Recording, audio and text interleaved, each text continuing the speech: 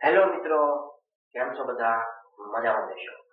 મિત્રો, આજે આપણે ધોરણ 7 ની અંદર પ્રકરણ છે સમય સંખ્યા અને વિષય છે ગણિત.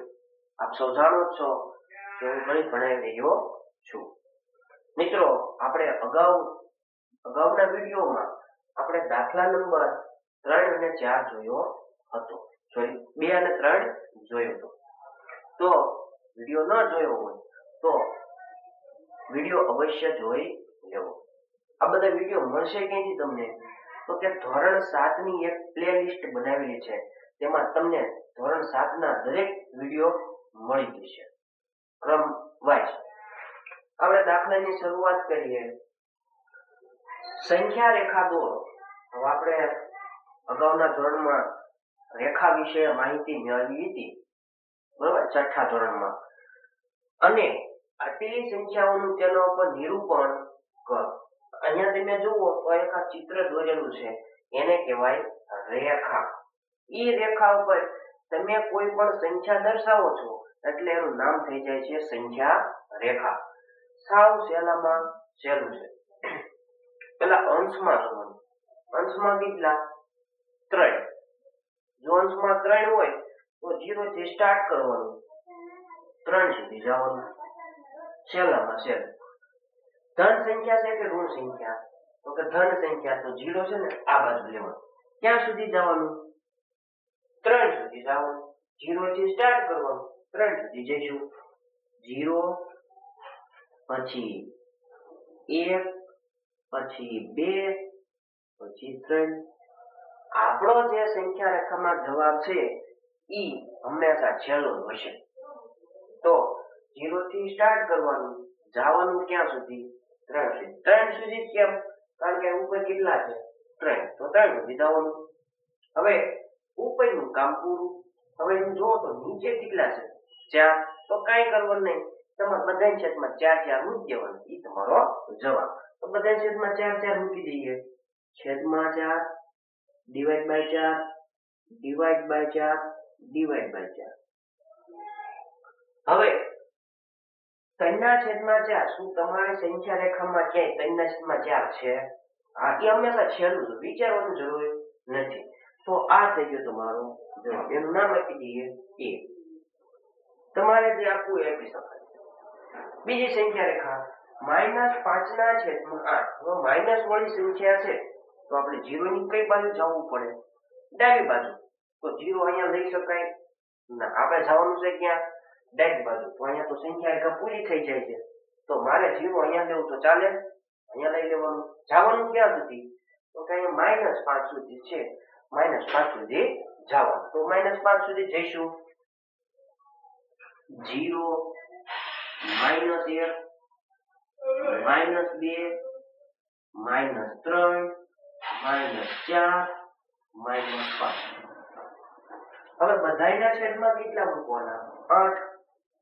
છેદમાં 8 છેદમાં 8 છેદમાં 8 છેદમાં 8 છેદમાં 8 ડિવાઈડ બાય. સંખ્યા રેખામાં તમારે આવું કઈ જવાબ દેખાય છે? કોઈ જાતનું વિચારવાનું નહીં, છેલ્લો હોય.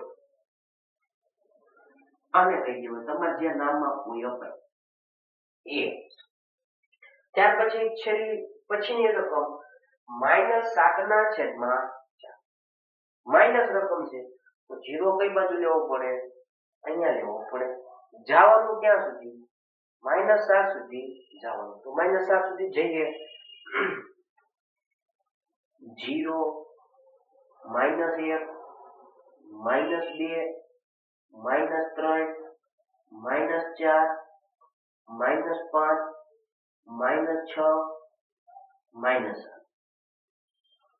બધાના છેદમાં કેટલા મૂકી દેવાના? 4 છેદમાં 4 છેદમાં 4 છેદમાં 4 છેદમાં 4 divide by 4 divide by 4 divide by 4 divide by 4. એટલે કે બધાના છેદમાં 4 મૂકી દેવાના. હવે તમે જુઓ તો આવું ક્યાં આપણા સંખ્યા રેખામાં ક્યાંય છે? આ છેલ્લું જ હોય હંમેશા, એને કહેવાનું a. તમારે જે નામ આપવું આપી શકાય. ત્યાર પછીની સંખ્યા રેખા, આ સંખ્યા રેખા કેવી છે? પ્લસ. તો 0 ની કઈ બાજુ હોય? પ્લસ વાળી સંખ્યા જમણી બાજુ. તો 0 અહીંયા મૂકવો પડે. જવાનું ક્યાં સુધી? 7 સુધી જવાનું. 1 2 3 4 5 6 7. વધારે આગળ જઈ શકાય છે પણ આપણો જવાબ છેલ્લો જ હોય. બધાના છેદમાં કેટલા મૂકી દેવાના? 8. Divide by 8, divide by 8, divide by 8, divide by 8, છેદમાં 8, છેદમાં 8. ડિવાઈડ બાય એટલે ભાગાકાર, ભાગ્યા 8. હવે અહીંયા જુઓ તો સંખ્યા રેખામાં ક્યાંય તમારો જવાબ છે છેલ્લો જ હોય. એને કહી દઈએ આપણે, એનું નામ આપી દઈએ કે તમારે જે નામ આપવું આપી શકાય. ત્યાર પછી દાખલા નંબર 5. રકમ બહુ મોટી છે પણ આપણે ટૂંકમાં લખ્યું છે. સંખ્યા રેખામાં PQRS ની કિંમત મેળવો. રકમ એવું લખ્યું છે, આ વચ્ચેનું અંતર, આ વચ્ચેનું અંતર, આ વચ્ચેનું અંતર, 3 ને 3 કેવા છે? સમાન. તેવી જ રીતે આ વચ્ચેનું અંતર, આ વચ્ચેનું અને આ વચ્ચેનું, 3 ને 3 અંતર સરખા છે. હવે એક ઉદાહરણથી આપણે સમજીએ. હવે આ -5 છે. તમે સંખ્યા રેખામાં ક્યાં છો? -5 ઉપર ઊભા છો. હવે તમારે +1 કરવું છે. સંખ્યા રેખા દોરી દઈએ.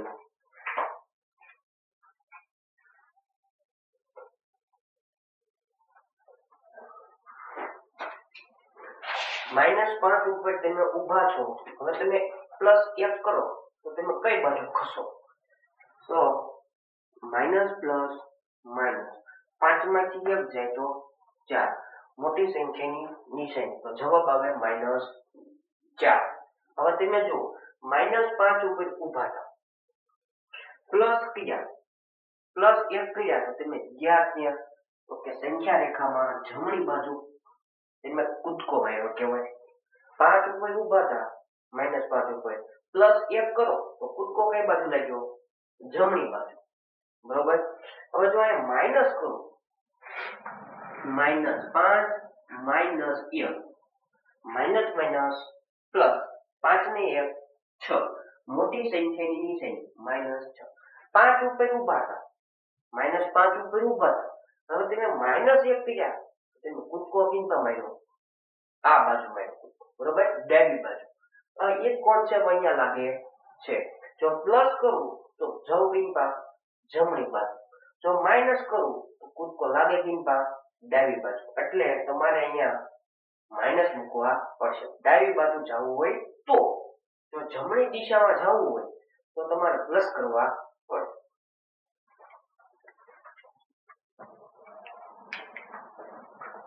હવે આપણે PQRS ની કિંમત મેળવી છે. તો પેલા આપણે T થી સ્ટાર્ટ કરીએ. T થી આપણે કયું બિંદુ મેળવવાનું છે? R બિંદુ મેળવવું છે. T પોઈન્ટ કેવો છે? માઇનસ વાળો. જો માઇનસ વાળો હોય અને જો હું પ્લસ કરું તો ખસું કિંમત જમણી બાજુ. એટલે જો હું પ્લસ કરું તો જવું કિંમત આ દિશામાં. તો આપણે આ મેળવવાનું છે? ના, આપણે મેળવવાનું છે કઈ? ડાબી બાજુ. એટલે તમારે માઇનસ કરવા પડશે. માઇનસ કરું તો જ ખસું કિંમત ડાબી બાજુ ખસું. બરોબર, પ્લસ લઉં તો જમણી બાજુ ખસાય. હવે મેળવવા માટે જો એક પોઈન્ટ મળી જાય તો આ પોઈન્ટ ઓટોમેટિક મળી જાય. બરોબર. તો અહીંયા તમે જુઓ તો -1 છે અને -2 છે. એના વચ્ચે કેટલા કુલ ભાગ પડે છે? આ પહેલો ભાગ, આ બીજો ભાગ અને આ ત્રીજો ભાગ. કુલ 3 ભાગ પડે છે. એમાંથી આ ભાગ છે આપણે અગાઉના ધોરણમાં અપૂર્ણાંક સ્વરૂપે લખતા શીખ્યા. જો 3 ભાગ હોય એમાંથી આ કેટલાનો ભાગ? પહેલો. એને લખાય કેમ? 1/3. તેવી જ રીતે આ કેટલાનો ભાગ? બીજો. એને લખાય 2/3. અને આ ભાગને ત્રીજો ભાગ કહેવાય, 3/3. બરોબર. ચાલો હવે આપણે R પોઈન્ટ મેળવવું છે. R માટે બરાબર. પેલા તમે ક્યાં ઊભા હતા? ટી ઉપર ઊભા હતા. એનો જવાબ કેટલો છે? -1. ટી પાસે ઊભા હતા, એનો જવાબ છે -1. હવે અહીંયા માઇનસ કરવાના કે પ્લસ કરવાના? હા, માઇનસ કરવાના. કેમ? કારણ કે તમારે ટી પોઈન્ટ થી જવાનું કઈ દિશામાં? ડાબી બાજુ. ડાબી બાજુ ક્યારે થાય? તો કે માઇનસ કરું તો જ ડાબી બાજુ જઈ શકાય. પ્લસ લો તો જમણી બાજુ કૂદકો લાગે. હવે અહીંયા કેટલા મૂકવાના? તો કે અહીંથી તમે સ્ટાર્ટ કર્યું, જવાનું કોના ઘીરે? r ના ઘીરે જવાનું. તો વચ્ચે શું આવે છે? 1/3 મૂકી દેવાના. 1/3. હવે શું બંનેના છેદ સરખા છે? ના. કેમ? કારણ કે આના છેદમાં કેટલા હોય? 1.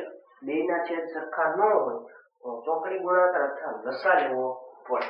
તો 3 એકા 3 એટલે કે -3 માઇનસ 1 એકા 1 અને છેદમાં નીચેનો નીચે 3 એકા 3. હવે સરવાળો કરી દઈએ. માઇનસ માઇનસ પ્લસ 3 ને 1 4. 4 ના છેદમાં 3. મોટી સંખ્યાની નિશાની માઇનસ. તો જવાબ આવ્યો -4 ના છેદમાં 3. આ વાત કોઈની કરી આપણે? r point. હવે s પોઈન્ટ નો દાખલો ગણીએ. s માટે પહેલા તમે ક્યાં ઊભા હતા? -1 ઊભા હતા. -1. હવે તમે કેટલા કૂદકા માર્યા? તો કે આ વચ્ચેનો 1 કૂદકો અને આ વચ્ચેનો 2 કૂદકો. એનું માપ કેટલું? આ બધાનું માપ સરખું જ હતું. 1/3, 1/3, 1/3. એટલે આ મેં બે ભેગા કરી દીધા છે. અહીંયા એક ભાગ અને એક ભાગ એટલે બે ભાગ થયા. કેટલામાંથી? 3 માંથી. તો 2/3 ભાગ આપણે આમ ખસવાનું છે. એટલે કે કૂદકા માર્યા -2/3. અહીંયા પણ છેદ સમાન નથી તો ચોકડી ગુણાકાર કરવો પડે. આના છેદમાં 1 હોય. 3 એકા 3 -3 -2 એકા 2 અને છેદમાં 3 એકા minus plus minus minus plus 3 ને 2 5. મોટી સંખ્યાની નિશાની -5/3. આ થઈ ગયો તમારો s પોઈન્ટ. રેડી? ડાયરેક્ટ જવાબ મળી જાય. કેવી રીતે? જો r પોઈન્ટ મળી જાય તો માઇનસ હોય, -4 હોય તો અહીં પછી શું આવે?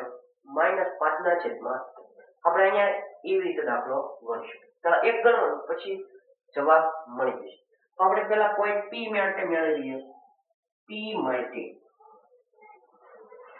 પહેલા તમે ક્યાં ઊભા હતા? તો કે બિંદુ a એ ઊભા હતા. એનો પોઈન્ટ કેટલામો છે? 2. હવે તમારે મેળવવાનું છે શું? p. હવે તમે a ઉપર ઊભા છો અને જાવું છે કઈ દિશામાં? જમણી બાજુ. જમણી બાજુ જવું હોય તો પ્લસ વાળો કૂદકો મારવો પડે. ડાબી બાજુ જવું હોય તો માઇનસ વાળો કૂદકો મારવો પડે. તો અહીંયા મૂકવાના પ્લસ.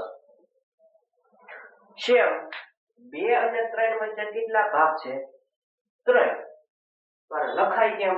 તો આ ભાગ છે લખાય 1/3 અને 2/3 અને 3/3.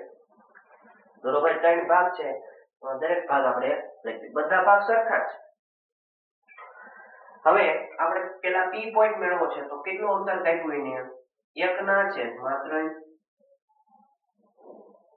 અહીંયા છેદ સરખા નથી તો ચોકડી ગુણાકારની રીત વાપરવી પડે.